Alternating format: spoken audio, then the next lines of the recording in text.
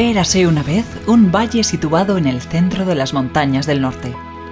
Estas montañas eran las últimas donde los ríos corrían cristalinos. Los bosques guardaban el secreto de los últimos urogallos y los humanos vivían al ritmo de las estaciones, sin esa moderna y extraña necesidad de contaminarlo todo. A este valle los humanos lo llamaron Valle de Lobos.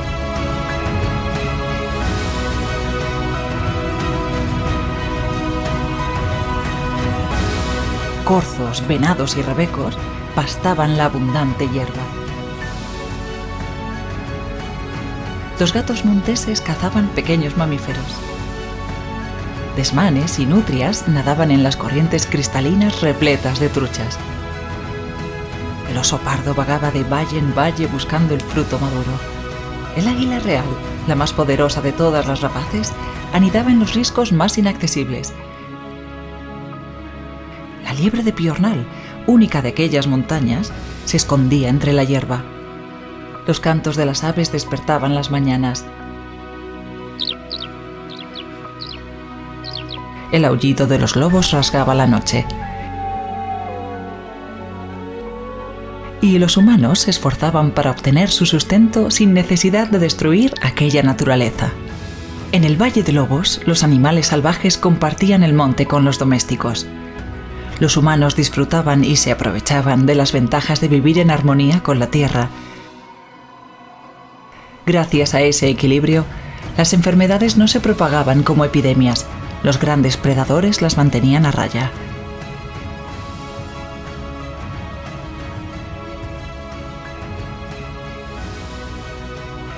Todos los seres vivos, incluidos los humanos, tenían cubiertas sus necesidades.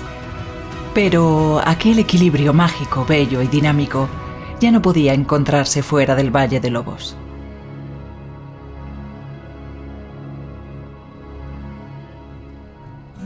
Soy el hermano lobo, el antepasado de vuestro fiel amigo el perro. Tras miles de años compartiendo el territorio, los humanos del Valle de Lobos aprendisteis a convivir con nosotros.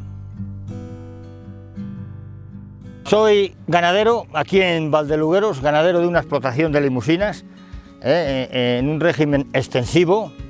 El ganado son bastante recios, hay algunas más nobles, están siempre en parajes de este tipo. Digamos que es zona de lobos. Ellos crían ahí atrás, las lobas están allí, pasan por estas sierras, andan por aquí todos los días. Es una zona de lobos, digamos que potente. Bueno, ¿qué pasa? Hay determinados sitios como aquello de Llanolobero y por allí que es delicado. Sin embargo, aquí en esta zona que llevo yo, este rinconcillo del Prado Redondo, es un sitio tranquilo. He tenido suerte, digamos que aquí alguna vez pasan por aquí, y se asoman por ahí arriba. Pero mayormente yo no he tenido problemas en este paraje. Yo en 30 años llevo aquí y me han alguna vez hay uno o dos que recuerde que lo pudo haber matado el lobo. No sabemos exactamente, pero sí, el lobo sería. Aquí no he tenido nunca ningún problema. Es más, queda un ternero malito, por ahí está una semana o dos tumbado y no se meten con él ni los zorros. O sea que, pero bueno, el lobo anda por ahí. El invierno hay que tenerlas dentro. Si están en la nave mejor, si están fuera pues es un riesgo. Si pasan los lobos... En zonas como estas, que son unas zonas, bueno, pues tenemos que compartir con los ciervos, porque los cazadores vienen y la gente vive de eso, y de la caza y del ganado, y tenemos que estar a todo. Nos complican la vida muchas veces, los ciervos con la brucelosis, con todas esas cosas, pero bueno, aquí estamos, aguantando marea. Hay veces que protestamos, pero no nos hace caso nadie. En nuestras quejas y nuestras cosas, con los saneamientos, que muchas veces tienen la culpa los ciervos, y aquí estamos, aguantando. Hay que estar todo. En la actualidad, el lobo no es un problema, digamos, que tengamos que irnos, porque yo creo que no. Sus fechorías hacen alguna vez, pero bueno, estamos desempeñando la actividad en la zona de los lobos, o sea, estamos haciéndolo. El futuro en lo que apunta a la ganadería en el valle es duro.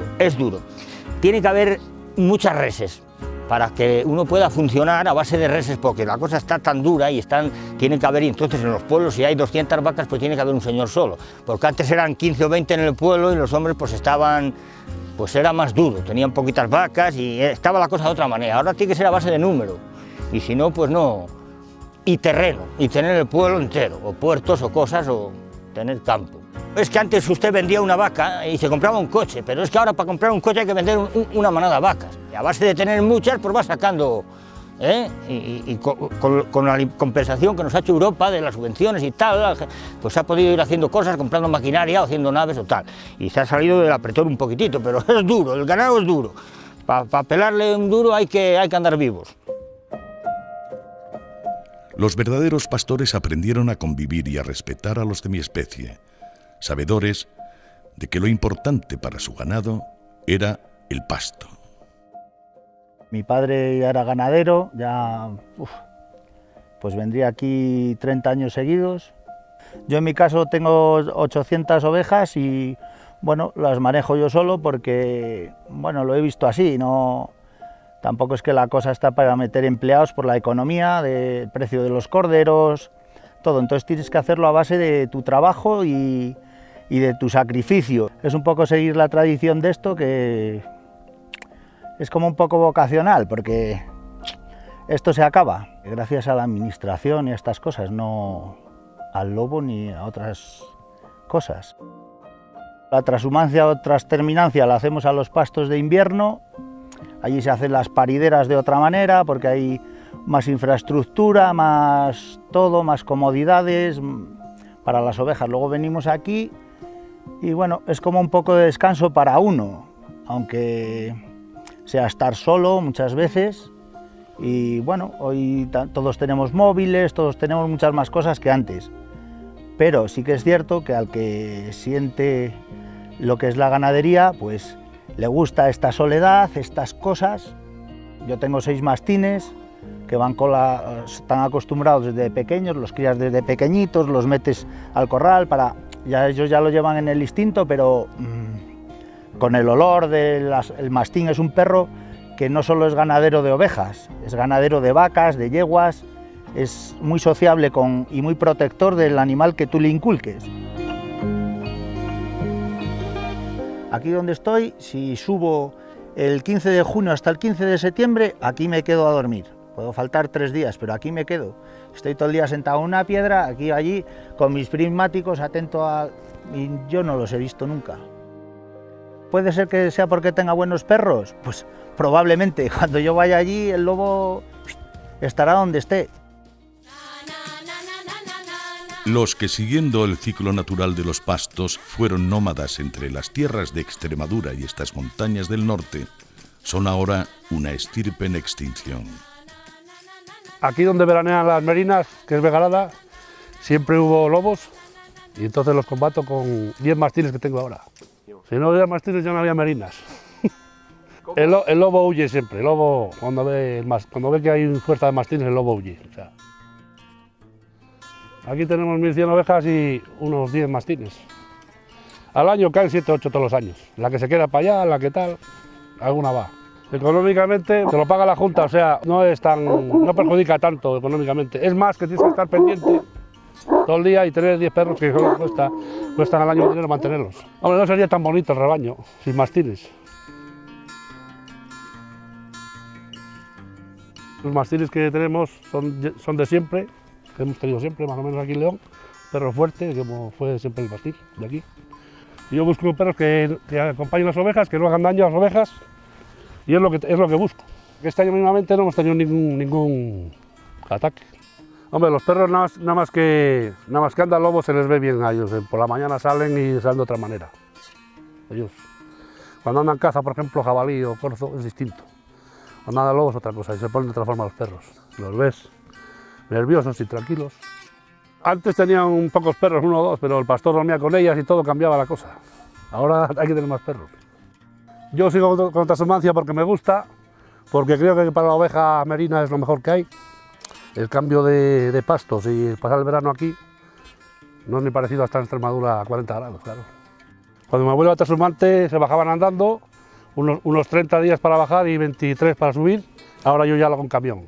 Y la vida transhumante Es dura por la familia, hay que moverse, hay que salirte de tu sitio, pero bueno, ya llevamos muchos años y somos como de casa allí, o sea que no. Así que el que quiera hacer la transhumancia la recomiendo.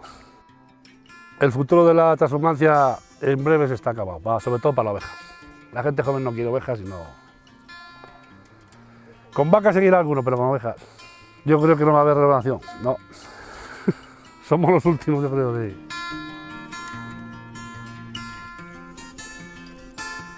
Nuestra vida y comportamiento os cautivaron desde tiempos remotos. Creasteis, inventasteis numerosas historias, mitos y leyendas acerca de nosotros.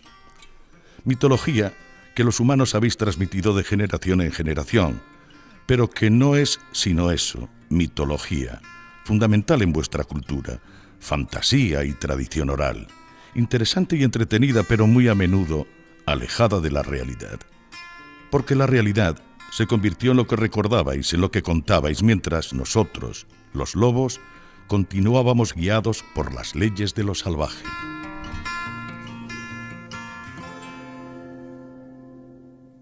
Laurentino Castillo era Matalobines, el de Villarrasil.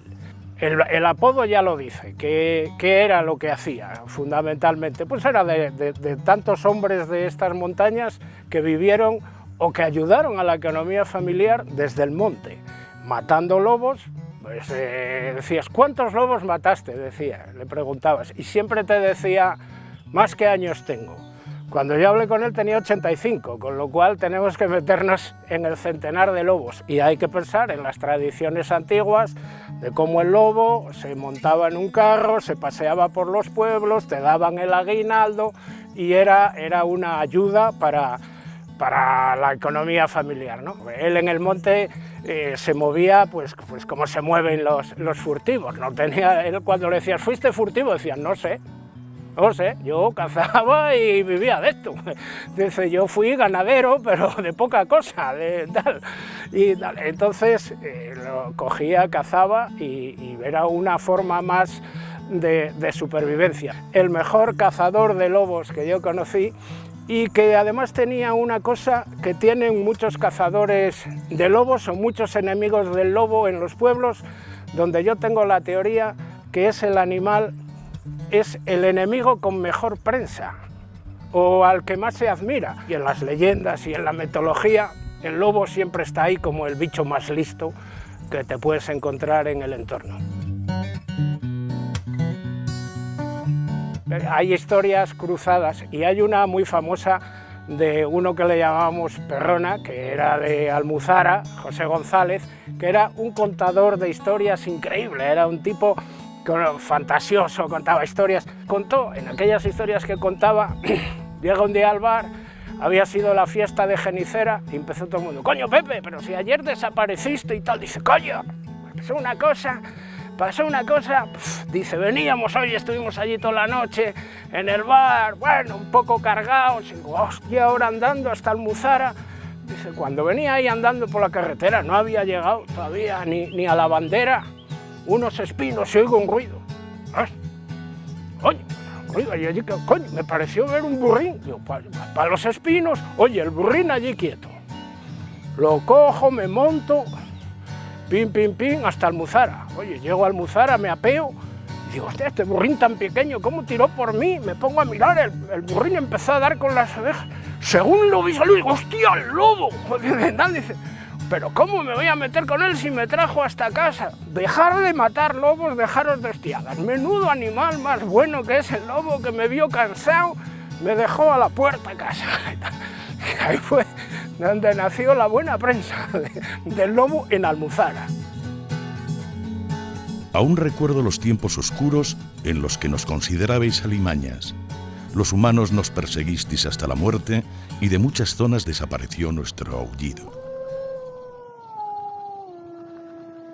Íbamos a cazar lobo porque hacía muchos daños en los rebaños de ovejas que había en todas las casas y los pueblos. Entonces nos reuníamos, íbamos al monte y cazábamos lobos, que los perros en aquel entonces, como no había jabalís, escaseaban mucho los jabalíes en aquella fecha, pues estaban entrenados en la caza de los lobos, los perros. El lobo no es ofensivo como el jabalí, porque el jabalí se está herido, igual se va una persona, y el lobo no, nunca. No, el lobo nunca, nunca. Nos avisaban, decir, oye, están los lobos en tal sitio. ¡Hala! Inmediatamente nos comunicamos los cazadores a batir el monte que estaba más inmediato donde los habían visto. Le quitábamos, desollarlo, lo llenábamos de paja por adentro, le poníamos unas varas en las patas para que se tuviese derecho. ¡Ay, sí, sí! Y después salimos por los pueblos a pedir: ¡Ánima San Antonio, que el lobo está a la puerta! Sí, ¡ay, pero fuerte, eh! ¡Ánima San Antonio, a ver cuánto dais para el lobo! Algunos cazadores humanos abusaban de la naturaleza porque pensaban que les pertenecía. Otros, los que más se parecían a nosotros, la respetaban porque sabían que solo eran una parte más de ella. Mi afición a la caza comenzó de muy pequeño. En los pueblos, antes todos los críos teníamos una escopeta de perdigón y matábamos pardales y bueno, cosas que ahora no se podrían hacer. Y bueno, el monte siempre nos ha gustado mucho, a mí y a mi cuadrilla de amigos. Para mí la caza es una afición más, es una manera de salir al campo. Como nos gusta salir todo el año y salimos, pues la caza es un objetivo más. Que sales y cazas, bien; que no cazas, bien también. El lobo para mí personalmente pues es uno de mis animales favoritos y creo que por cada uno que se caza legal se matan unos cuantos más ilegales, bastantes más. Creo que no hay suficientes como para tenerlos que cazar. Yo personalmente no me atrae, no estaría dispuesto a pegarle un tiro a un lobo. Yo creo que en el monte tiene que haber de todo, que es algo que me enseñaron de toda la vida. Y el lobo es uno más del monte, estaba mucho antes que nosotros. Es un superviviente, yo creo. Y por eso de toda la vida me ha gustado. Es tan difícil de ver y tan complicado de dar con él, que por eso, como el oso, es un emblema de aquí. Y dar con uno, y joder, para un día que das con él no lo vas a matar. Es la cosa de matar un lobo, que es verdad que como es tan difícil de dar con él, un corzo lo ves todos los días, un lobo es complicado, y un lobo grande, parece que has matado a alguien que te iba a comer era a ti, y no es así. Pero bueno, yo creo que es por eso, la tontería. Después llegó un tiempo nuevo en que los humanos comenzasteis a observarnos, a conocernos tal y como éramos.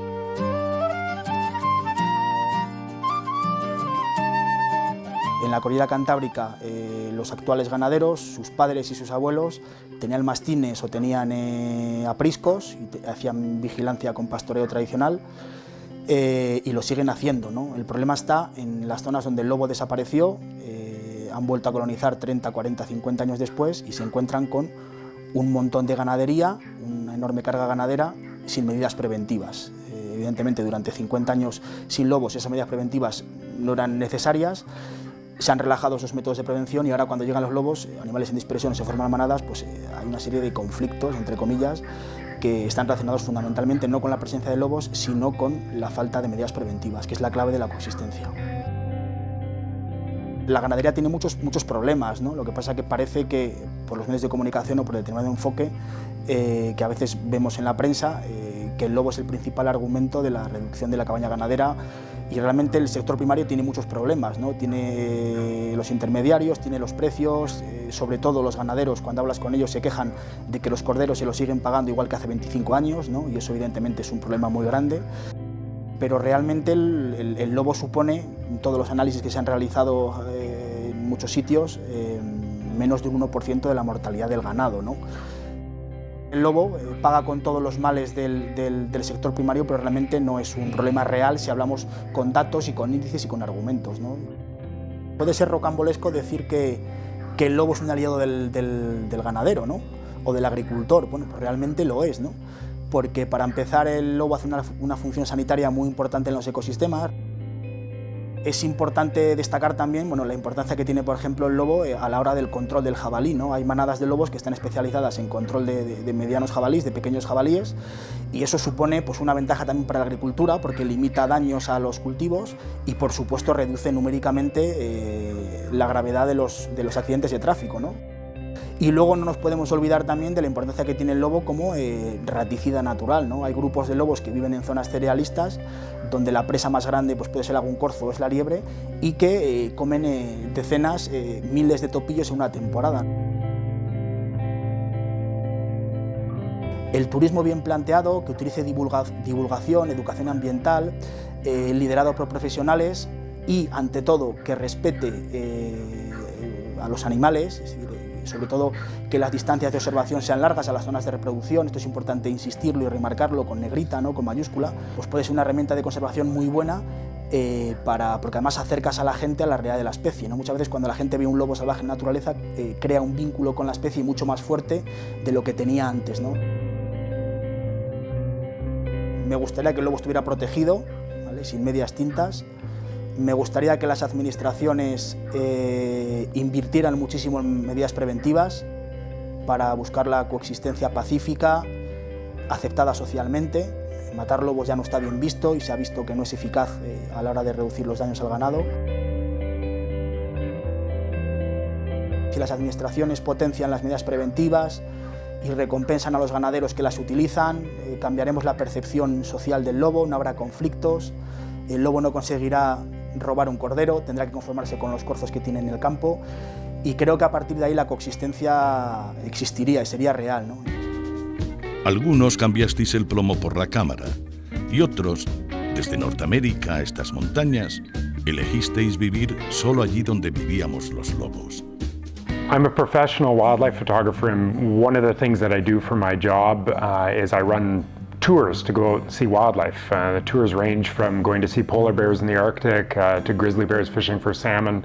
And one of my most popular tours is one that goes and looks for wolves in Jasper National Park, which is a protected area. The wolves can't be trapped or hunted there, and they're allowed to just sort of be a part of the ecosystem and be as natural as possible. It's something that I think Canada and I think the world is really missing out on a lot of the value, economic value that wolves can bring to the table. You know, I run these little tours and they're just in a fairly small national park. And I think if we were to protect much larger areas, and we could probably have a much more significant wolf tourism economy. I mean, if you look at Yellowstone National Park, very big national park in the US, up until they allowed hunting around the borders of the national park, they were bringing in $35 million a year in wolf viewing tourism. I mean, so this is a substantial economy, and I really think that Canada, Spain, Russia, you know, some of these countries that have really good, healthy wolf populations in certain areas are really missing out on capitalizing on the economic value of having wolves on the landscape and being part of the ecosystem. I think in Canada, you know, the way that wolves have been treated so far, it really leaves a sour taste in my mouth. It's not something that I'm proud of, and I think in the future, what I want to see is wolves become much more of an integral part of our science-based wildlife management. Right now, everyone talks about our wildlife management being science-based, and it's not really at all. In fact, there's a very recent study that just came out from the University of Victoria in British Columbia saying that the science-based part of ecosystem management is actually missing, and that really they're just managing based on what they think they should be doing or what they feel they should be doing. So in the future, I want to see us move towards a wildlife management system that treats wolves as an integral part of it, not as some pest that can just be shot randomly whenever they feel like it. You know, they're very similar to humans. They're very similar to our dogs. You know, I can't imagine living anywhere where there aren't wolves anymore at this point. Y por fin, el paradigma cambió. Sentisteis la necesidad de conocernos y alentasteis la investigación científica. En España el sector ganadero o el número de explotaciones ganaderas está en declive, no así el número de cabezas de ganado, y los lobos afectan allí donde conviven o donde comparten el hábitat con el ganado doméstico, afectan a menos del 1% de la cabaña ganadera. Esto quiere decir que las tasas de mortalidad natural del ganado doméstico, que vienen a ser de en torno al 5% anual, son mucho más altas que las que producen los lobos, lo que quiere decir que en aquellas zonas donde no haya lobos y las zonas donde haya lobos, las tasas de mortalidad del ganado doméstico es prácticamente idéntico. En este sentido, decir que los lobos son la causa del declive de la ganadería extensiva o que son un problema económico para el sector no tiene ningún fundamento. Nos interesa conservar ecosistemas completos, y completos quiere decir con todas sus piezas, pero algunas piezas son mucho más importantes proporcionalmente que otras, por ejemplo los polinizadores, por ejemplo los grandes predadores.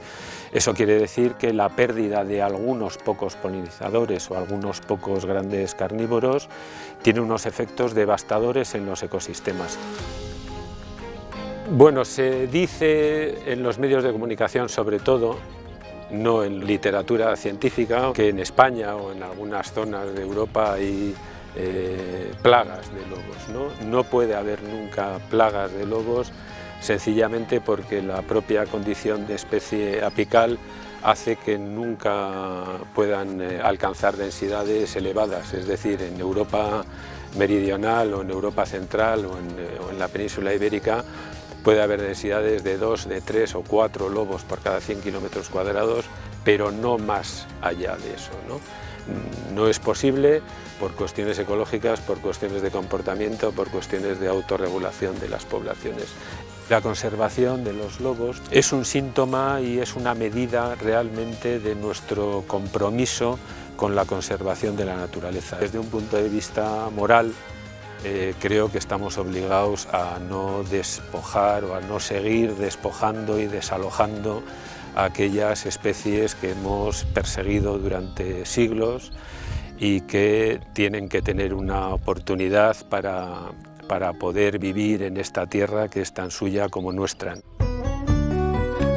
Desde todas las partes del mundo, la ciencia os mostró que no éramos como en los cuentos os habían contado. We're around 50,000 wolves in Canada, so after Russia and of course Siberia, included in Russia, it is the biggest population of wolves that we have in the globe. The population of wolves in Canada, I would say it is stable. So from a scientific point of view, I would say that Canada is one of the countries in which we are learning more about wolves. If you extirpate the wolf populations, of course the attack will go to zero. The attacks will go to zero.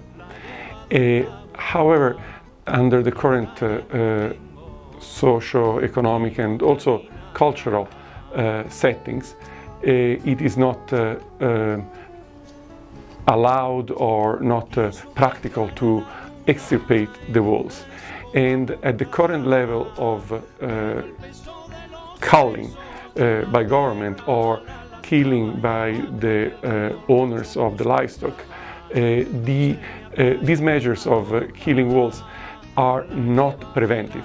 So in other words, it's not true that areas that have more killing of wolves, they will have less attacks. Nuestro eterno conflicto de intereses por el ganado tenía difícil solución. Los humanos, empeñados en remediarlo con pólvora y gatillo, estabais equivocados. Un animal que tiene una estructura, una organización social muy determinada, cuando esa organización social la rompes, y eso ocurre sobre todo cuando se cazan lobos de manera indiscriminada, eso provoca que las técnicas y las metodologías de caza de esos animales cambien y puedan incluso llegar, en determinadas situaciones, puedan incluso llegar a ocasionar más daño sobre ganado que cuando esos grupos están más más estructurados, ¿no?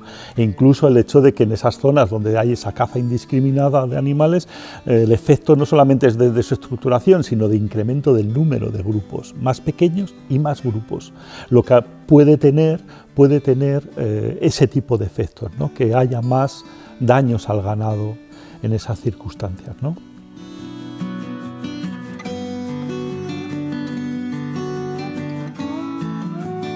Estamos hablando de lobos, pero en el fondo estamos hablando de conservación de la naturaleza. Es un mandato, es una necesidad de supervivencia social de nuestra especie, ¿no? Y en otro caso estamos hablando de otros intereses que también necesitamos, que también son necesarios para nuestra supervivencia. Necesitamos alimentos, necesitamos construir espacios para generar esos alimentos, y ese conflicto entre esas cosas y entre otras va a existir siempre. Yo creo que el control de lobos tal como lo entendemos, tal como se habla, no cabe. O sea, hablar de caza, hablar de cazar un animal, un predador apical a estas alturas, de caza de lobos, de controles de población, yo creo que no es la vía, no es el camino. Comprendisteis que nosotros no éramos una amenaza para vuestras vidas. Huir de vuestra presencia se había convertido en una cuestión de supervivencia para nosotros. Hoy día hay del orden de 12.000 lobos en Europa Occidental y unos 50.000 en Norteamérica, y en lo que llevamos de siglo hay 2 casos que no está del todo confirmado, los 2 en Alaska, de posibles muertes de 2 personas por ataques de lobo. Los casos que existen históricos, digamos, estaban muy ligados a la rabia, animales rabiosos, pero la rabia está erradicada de Europa Occidental. Entonces, que de vez en cuando salga en la prensa, recientemente en Asturias, por ejemplo, un paisano de un pueblo diciendo que tenía miedo a que su hijo saliera en bicicleta, o más grave aún, que algún político de vez en cuando hable de los lobos como un posible factor de riesgo para las personas, pues no se sustenta con datos. En España, en los 10 últimos años, hay al menos 20 personas muertas por ataques de perro. Y sin embargo, llevamos décadas sin ningún ataque de lobo a ninguna persona en Europa Occidental. Ahora estamos haciendo lo que llamamos aproximaciones a lobos radiomarcados. Lo que vemos es de sentido común y es lo que esperábamos, es que incluso antes de que estemos a 50 o 60 metros de los lobos ya se van. En cuanto oyen o quizá ven a una persona, su comportamiento desde luego es huir. Y es por eso que realmente muy pocas veces uno consigue ver un lobo en la naturaleza. Por definición, los lobos viven en bajas densidades, hay pocos lobos. Si nos imaginamos una pirámide trófica, los lobos están en la parte superior y quiere decir que son muy pocos, hay una baja densidad. Ellos mismos se regulan, dependen de la densidad de presas. Y sin embargo, decimos que son una especie clave porque pueden jugar un papel en el ecosistema muy superior a lo que el número de animales podría predecir. A veces se dice que la caza desarrollada por el hombre puede sustituir a los grandes carnívoros, pero es un hecho documentado que en muchos países desarrollados, donde en su momento se erradicó a los grandes carnívoros, hay problemas con grandes poblaciones de ungulados, y eso que se cazan. Y aquí mismo en España, por ejemplo, pues también salen los medios de comunicación que aparecen jabalíes en Oviedo o cerca de cualquier otra ciudad. Pues a lo mejor habría que pensar qué pasa, qué falla, para que haya tantos jabalíes en un momento dado a pesar de que se les caza. Quizá lo que falta es un regulador natural de sus poblaciones y desde luego la especie que puede jugar ese papel es el lobo. No tiene sentido cazar lobos, que la especie sea especie cinegética, cuando en realidad, insisto en esto, ya se regulan ellos, son pocos, dependen de la densidad de presas y por eso, si pudiera decir cuál sería para mí a medio o largo plazo una gestión ideal de la especie, sería una gestión que respete mucho más el papel ecológico, que haya una gestión, digamos, más activa en ese sentido, que no se remita a matar lobos de vez en cuando para acallar ciertos problemas en algunos puntos concretos. Con esta base de conocimiento y respeto, quienes habíamos sido vuestros enemigos a eliminar, nos convertimos en símbolo de vuestra naturaleza más pura y más salvaje.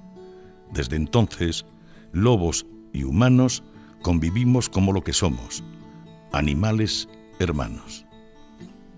Los predadores apicales, que no son más que aquellos que están en la cúspide de la pirámide trófica, los que son capaces de comer los que están inmediatamente por debajo de ellos, otros predadores más pequeños o herbívoros o incluso vegetación también, son importantes porque son capaces de modular hacia abajo cómo es la cascada trófica. El lobo tiene un efecto importante sobre el uso del espacio que hacen los ciervos, qué están comiendo esos ciervos, dónde están comiendo, y eso afecta a la dinámica de la vegetación. La península ibérica está llena de hábitat potencialmente bueno para el lobo, que el lobo no es tanto de zonas forestales, de zonas abiertas, de zonas con más o menos comida. Básicamente lo que necesita es esa comida, que puede venir de múltiples formas, la combinación de los ungulados que hay en el ambiente, que son ciervos, que son corzos, que son rebecos, que son jabalíes, que es muy importante como presa, pero también carroñas. Lo que necesitan es tranquilidad, necesitan refugio, que les dejemos tranquilos, vivir a su aire, y eso lo están haciendo ahora mismo en aquellas zonas que están menos pobladas o tienen menor actividad humana. Desde un punto de vista de la gestión es relativamente sencillo pensar dónde tenemos lobos y dónde no los tenemos. Hay un montón de hábitat que es de buena calidad para la especie, pero no está ocupado y que no parece que estén llegando lobos, probablemente porque la tasa de mortalidad de la especie en las zonas donde sí hay, en las zonas desde donde podría expandirse, pues son demasiado elevadas. Probablemente podemos considerar al lobo como una especie que esté cuasi extinta en muchas de las zonas, no en todas, desde un punto de vista funcional, porque no le dejamos actuar como tal predador apical.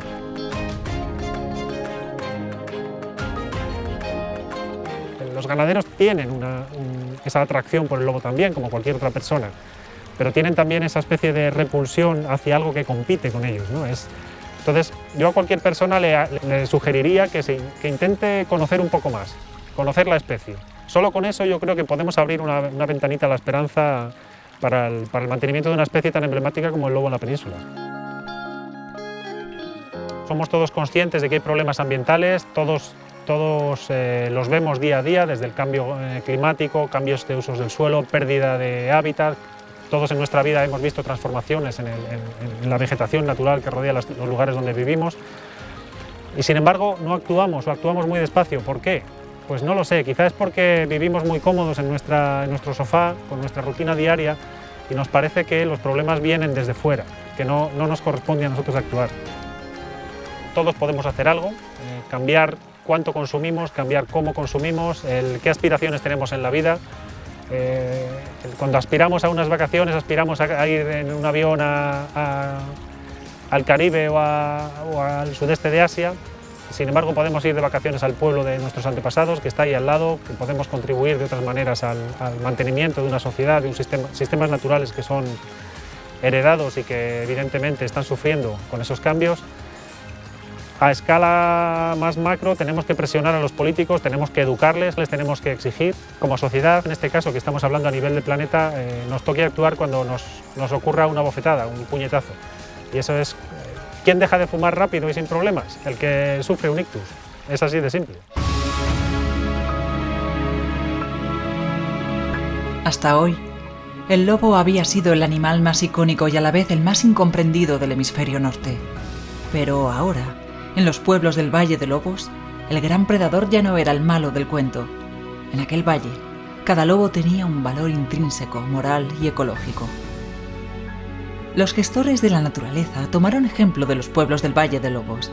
Así, desde el remoto valle, el respeto por el lobo fue calando en toda la sociedad. Las políticas de gestión, antaño centradas únicamente en el beneficio humano, comenzaron a considerar el bienestar de humanos y de cualquier otro ser vivo, incluidos los lobos. El ejemplo cundió y se extendió de valle en valle por todas las montañas del norte.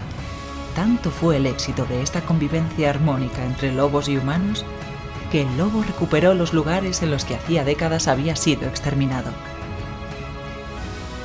Así fue como el Valle de Lobos, perdido en las montañas del norte, se convirtió en un ejemplo pionero de convivencia entre lobos y humanos. Humanos y lobos volvieron a ser hermanos. Y colorín colorado, este cuento ha comenzado.